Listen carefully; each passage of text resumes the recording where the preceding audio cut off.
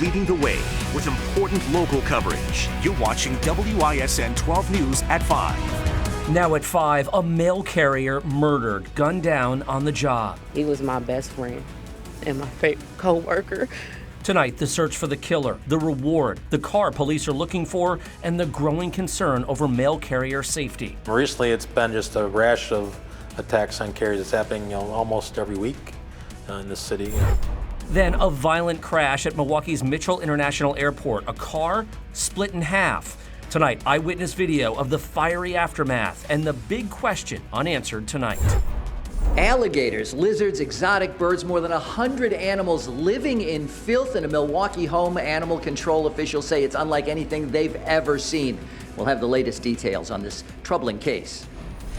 First at 5, the murder of a Milwaukee mail carrier. Officials say someone shot and killed Aundre Cross just before 5 Friday night as he delivered mail near 65th in Lancaster. And on your screen, you see it here now. This is the suspected vehicle involved. The United States Postal Service is currently offering a $50,000 reward for information leading to an arrest. 12 News' Nick Bohr joins us from the shooting scene on Milwaukee's north side tonight. Nick, you spoke to the Postal Service Union tonight. They say mail carriers are becoming frequent targets for robberies. Right, Patrick. And to be clear, there is no motive being shared yet in this killing by investigators. You can see this is the location where it took place, a growing memorial here behind me to Aundre Cross, where he was shot. But we've learned letter carriers are now robbed in Milwaukee on an almost weekly basis. The search continues for the person who killed 41-year-old letter carrier Aundre Cross Friday evening near 65th and Lancaster. Surveillance video captures the sound of the gunshot. Seconds later, a man is seen running to a silver Audi waiting in an alley, and it drives off. Can't put it into words. It's still a shock. The head of the local letter carriers union says when he started 30 years ago, crimes against letter carriers were rare. Not anymore. Recently, it's been just a rash of attacks on carriers. It's happening almost every week in the city. If not every week, every other week, someone's getting held up and getting robbed or attempted robberies or something like that. It's getting bad.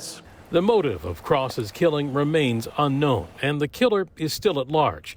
We spoke by phone with the Postal Inspection Service, the federal agency leading the investigation into his death. There are inspectors from across Chicagoland, even from across the country, that have flown in and driven up to Milwaukee to help investigate this case and hopefully find, the person that committed this heartless act. In the meantime, the letter carriers union met today with management here about trying to reassign staff to try to at least get the deliveries done before dark. But yeah, safety is a big concern. We are really looking out for our own safety out there because we are by ourselves. Well, Nick, the union mentioned the frequency of postal worker robberies. What are Milwaukee police saying tonight? A police source told us that there had been 4 robberies of letter carriers in just the past 2 weeks. Police would only confirm 1 in the past week. Nick Bohr reporting live on Milwaukee's north side tonight. Cross's family members called for justice during yesterday's vigil at the scene. None of us can rest until this person is put away. Whoever done this, justice will take care of itself. So we don't deserve this as a family. Meanwhile, the community is coming together to pay tribute to Cross. A memorial is growing outside the post office where he worked on Fond du Lac Avenue. I know it's tough because, like in any job, you spend more time with your coworkers than you do with your own family. So you develop those bonds and those family connections, and I'm sure it's tough right now. My prayers are with all of them. He used to play with the kids on the block on 67 in Villa. He played with everybody. He was a nice person, if I had to say so. Again, the United States Postal Inspection Service is asking anyone with any information to please call their 24-hour hotline at 877-876-2455 and say law enforcement when prompted. And of course, you can stay up to date on the manhunt on the 12 News mobile app on WISN.com. We have also shared the tributes and memories from those who knew Cross. A driver survived this violent and fiery car crash just outside Mitchell International Airport this morning. As 12 News' Gabrielle Lagarza reports, the crash split the car in half and the vehicle burst into flames. 5300 South Howell for an entrapment at the entrance to the parking structure. A dramatic scene unfolding just feet from the entrance of Mitchell International Airport. A car crashed in the lane leading to baggage claim. Video sent in to 12 News captured the aftermath. The car split in two. One half of the car on fire, debris scattered across the roadway. And as the person recording drives past, you see the second half of the vehicle. Rescue 716, 717, I'm seeing, be advised, there are flames showing. We have a vehicle split in half with one patient entrapped. Block all entrances into the airport. We're told the person inside the car had to be cut from the vehicle. Milwaukee County Sheriff's Office says crews took the driver to the hospital, but remarkably, they will survive. In Milwaukee, Gabriela Garza, WISN 12 News. The Milwaukee County Sheriff's Office says it's investigating how the driver crashed and whether substance use might have been involved. Animal control officers rescued more than 100 animals of all kinds from a Milwaukee home. Tonight, the district attorney is considering possible animal abuse charges against their owner. WISN 12 News' Kent Wainscott is live at the Milwaukee Animal Control Shelter tonight. And Kent, staff members mince no words in telling you this is unlike any case they have ever seen before. Yeah, that's absolutely true. These animal control officials here tell me that this is a case in which they suspect that the homeowner, the owner of these animals, was actually breeding and selling the animals from his home. And while the number of animals rescued is staggering, really, what they say surprised them the most, one thing they've never seen before, is the variety of animals in one home. From alligators and a goat to cockatoos and a wild turkey. More than 100 animals rescued from a Northside Milwaukee duplex. I've never seen anything like it. It was like Noah's Ark. It had everything. Milwaukee domestic animal control officers were called in late Friday for what was described as a case of animal hoarding. How many animals in all?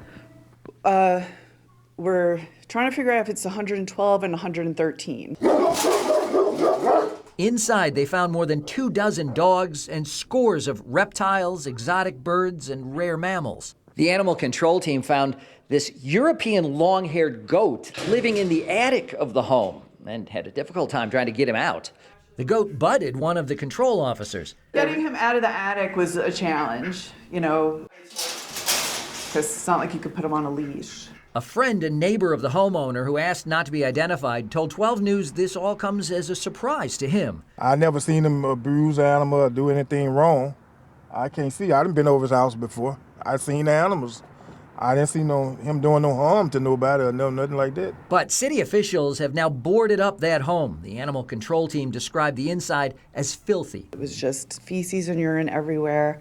And, the dogs are covered in it. And the animals weren't the only ones in filth. You were walking into filth. Yeah. And what really boggles the mind is people were living there. Kent joining us live once again. Now, Kent, what happens to the animals now? Toy, the staff here actually uses the word incredible to describe how those animals are doing. They say that most of them will survive and be just fine. Many of them will go to reptile or bird rescue organizations. Others will remain here, but I'm told that most simply need to be cleaned up, checked by a vet, and will likely then be up for adoption. Kent Wainscott reporting live for us tonight. Thank you. Weather Watch 12 now, the dreary December weather continues. Yeah, we have had 8 days in a row with clouds. This is not me complaining. This is me stating fact. Okay. I'm just making it clear for the viewers at home. We'll go with that. All right. Uh-huh. You wrote it. I did. Because I knew you were going to say it. And then I could put some of the blame on you. Yes, it's been a lot of clouds, and now things are going to change up. No, we're not going to see the sun anytime soon, but we are going to get this big storm. That's why there's all these colors that you see behind me.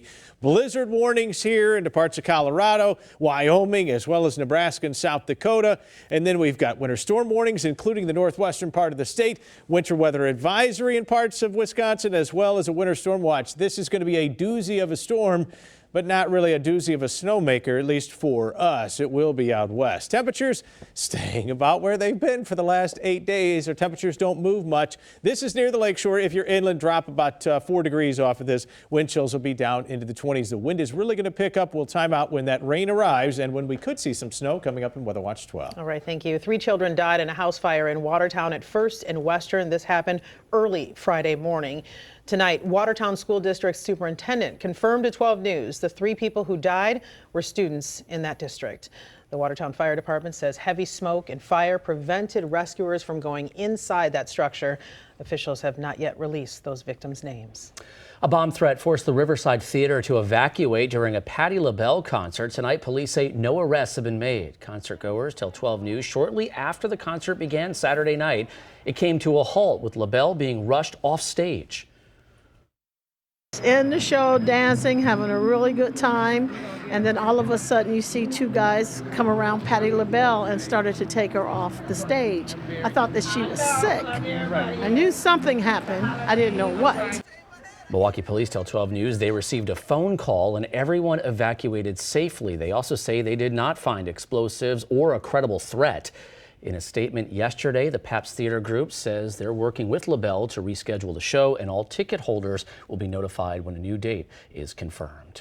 It's being called the biggest on-land oil spill in nearly a decade. Up next, the major spill in Kansas shutting down a key pipeline, how it could affect gas prices, and a look at the immediate environmental impact. Plus, the search for an American student missing in France. The new information on where he was last spotted as his family holds out hope for a response.